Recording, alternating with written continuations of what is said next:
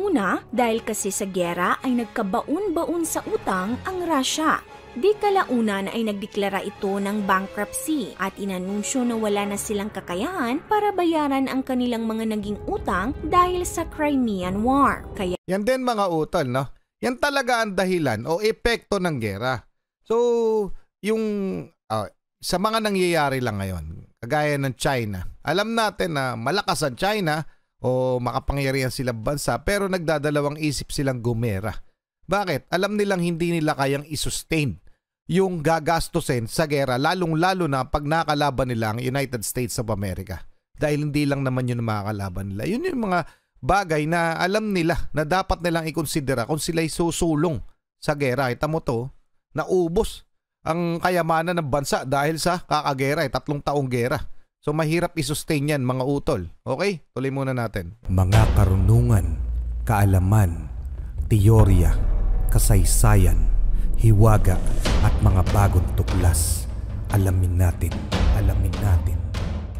Ang Alaska mga utol ay isa sa mga states ng United States of America. Pero alam nyo bang ito'y dating pag-aari ng Russia? Pero eto ang tanong, no? Bakit nga ba binenta ng Russia ang Alaska sa Amerika? Ito'y mula sa O Republic. Pakisubscribe siya. Pakilike na rin yung video. Game na. Alamin na natin. ay ang pinakamalaki at isa sa pinakamayamang estado sa United States of America. Mas malaki ito ng 2.5 times kesa sa bansang Ukraine. Laki, no? Mayaman ito sa mga natural resources tulad ng isda at mga yamang mineral tulad ng gold at copper. At mayaman din ito sa oil. Pero alam mo ba na ang Alaska pala ay dating pagmamay-ari ng Russia? Eto na. Ibinenta ito ng Russia sa Amerika noong 1867 sa halagang $7.2 million, una sa halos 2 sentimo bawat ektarya lamang. Sobrang mura, di ba? Pero ang tanong ng nakararami, bakit ibinenta ng Russia ang Alaska ganong punong-puno ito ng mga likas na yaman? Pero syempre, hindi yan mura sa panahon na yun, no? 1867 pa yun, mga utol. So hindi yan mura palagay ko, yung pagkakabenta na yun. Okay? Tuloy muna natin. Bakit sa Amerika nila ito ibinenta? Bakit hindi sa Britain o sa ibang malalakas na bansa noong mga panahong iyon? Yan ang ating pag-uusapan sa videong ito. O Republic. Crimean War. Nagsimula ang lahat noong taong 1850s sa kagustuhan ng Russia na masakop ang ibang bansa gaya ng Crimea, Bulgaria, Moldova at Romania. Umusbong ang giyera na kilala ngayon bilang Crimean War. Crimean War. Nang sakupin ng Russia ang Romania noong 1853, opisyal na nagdeklara ng giyera ang Turkey laban sa Russia na sinuportahan naman ng Britanya, France at ng Ottoman Empire. Tumagal ang giyera mula 1853 hanggang 1856 at ang resulta, natalo ang Russia. Ubos. Taong 1741 nung madiskubre ng Russia ang Alaska. Sa pagkatalo ng Russia sa Crimean War ay iminungkahi ni Grand Duke Constantine kay Emperor Alexander na ibenta na lamang ang Alaska dahil sa mga sumusunod na dahilan. Una, dahil kasi sa giyera ay nagkabaon-baon sa utang ang Russia. Di kalaunan ay nagdeklara ito ng bankruptcy at inanunsyo na wala na silang kakayahan para bayaran ang kanilang mga naging utang dahil sa Crimean War. Kaya yan din mga utol, no? Yan talaga ang dahilan o epekto ng gera. So, yung sa mga nangyayari lang ngayon, kagaya ng China, alam natin na malakas ang China o makapangyarihan silang bansa pero nagdadalawang isip silang gumera. Bakit? Alam nilang hindi nila kayang isustain yung gagastusin sa gera, lalong-lalo na pag nakalaban nila ang United States of America. Dahil hindi lang naman yun makakalaban nila. Yun yung mga bagay na alam nila na dapat nilang ikonsidera kung sila'y susulong sa gera. Ita mo to, naubos ang kayamanan ng bansa dahil sa kakagera, 3 taong gera. So mahirap isustain yan mga utol. Okay? Tuloy muna natin. Sa ekonomiyang pamamaraan, di ba? para para bayaran ang kanilang mga naging utang dahil sa Crimean War. Kaya mas makakatulong daw ang pagbibenta ng Alaska sa muling pagbangon ng Russia. Pangalawa, dahil sa pagkatalo ng Russian Navy laban sa Royal Navy ng Britanya, napagtanto ng mga leader ng Russia na wala pa sila sa kalingkingan ng hukbo ng Britanya. At kung sakaling umusbong ang panibagong giyera at sakupin ng Britanya ang Russia sa pamamagitan ng pagdaan sa Canada, ay wala silang kalaban-laban. Mahihirapan daw silang ipagtanggol ang Alaska kung sakaling uunahin itong sakupin ng Britanya. At pangatlo, masyado ring malayo ang Alaska sa St. Petersburg, ang kapital ng Russia noong mga panahong iyon. Kaya naman mahirap daw ang komunikasyon at ang pag-i-import ng mga supply at iba't ibang kalakal mula sa kapital ng Russia. Dahil sa mga ito, ibig sabihin, sa madalit sabi mga utol, yung i-sustain nila yung teritoryo na yun ay napakahirap para sa Russia. Lalong-lalo na ubos ang kanilang mga pondo. Okay? So, kesa nga naman masakop ng ibang bansa, pakinabangan na lang nila. Isa yun sa mga bagay na malaking bagay na ikinonsidera nila ng mga panahon yun. At palagay ko, tama yung naging desisyon nila doon, di ba?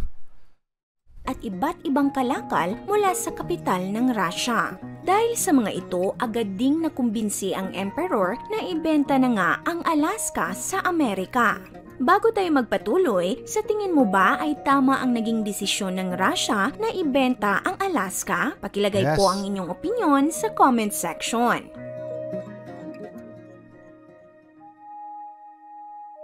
Noong 1800s ay naging kaalyado ng Russia ang Amerika, kaya naman sila ang naging best choice para pagbilhan ng Alaska. Okay, tingnan muna natin yung nalagay sa Wikipedia, mga utol. To check lang yung reliability, okay, ng itong video ni Republic and Wikipedia. Alaska purchase. The Alaska purchase saw the Russian Empire transfer Alaska to the United States for the sum of 7.2 million in 1867, equivalent to 125 million in 2022.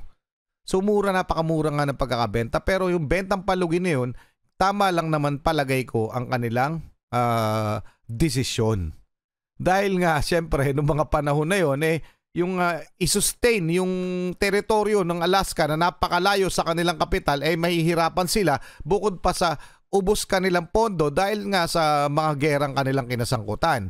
So, tama ang desisyon nila kasi anytime pwede yun masakop o makuha sa kanila ng ibang bansa, ng mga kalaban nilang bansa ng panahon na yun, ng libre. Dahil hindi nila, alam nilang hindi nila may pagtatanggol. So, bakit sa Amerika? So, nung mga panahon nga na yun, ay kaalyado nila ang Amerika. At ito po, yung checking ipinambayad, mga utol. Tingnan lang natin.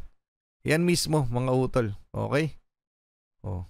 Nasaan na kaya ito, no? Ang ganda nito makita, no? Mahal nito pag ibebenta mo, no? August 4, 1868, parang ganon.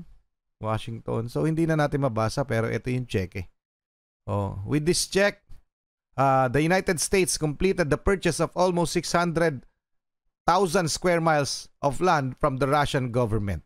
Okay? So, ito yung treasury warrant issue o cheque. Kumbaga ngayon, ang katumbas of note ito, no? Yung bonds, no?